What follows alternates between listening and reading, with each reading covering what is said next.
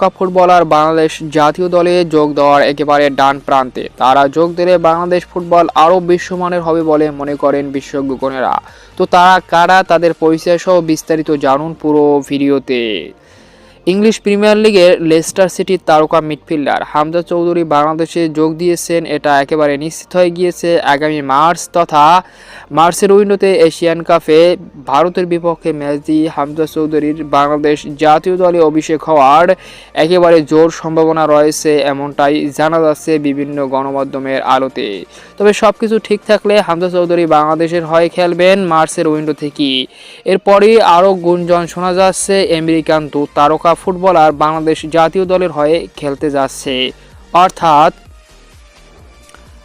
হামজা চৌধুরীর পরপরই যেন বিদেশি ফুটবলারের আনাগোনা বেড়ে গিয়েছে বাংলাদেশকে নিয়ে, অর্থাৎ বাংলাদেশের হয়ে খেলতে চান। সেই ধারাবাহিকতায় কানাডিয়ান বংশোদ্ভূত সামিত সোম, যিনি নাকি বাংলাদেশি প্রথম খেলোয়াড় হিসেবে মেজর সকার লিগে খেলেছেন, বর্তমানে কানাডিয়ান লিগে খেলে এই সামিত সোম।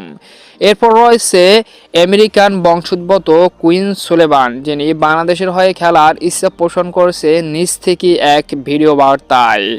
তো এই দু ফুটবলার যদি বাংলাদেশ জাতীয় দলে যোগ দেয় হামজা চৌধুরীর পরপরই, তাহলে বাংলাদেশ জাতীয় দল আরও অনেকটা শক্তিশালী হবে।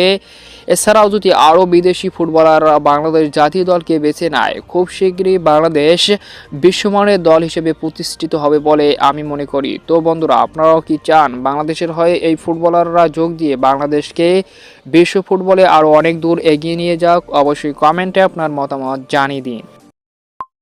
বন্ধুরা, আসসালামু আলাইকুম।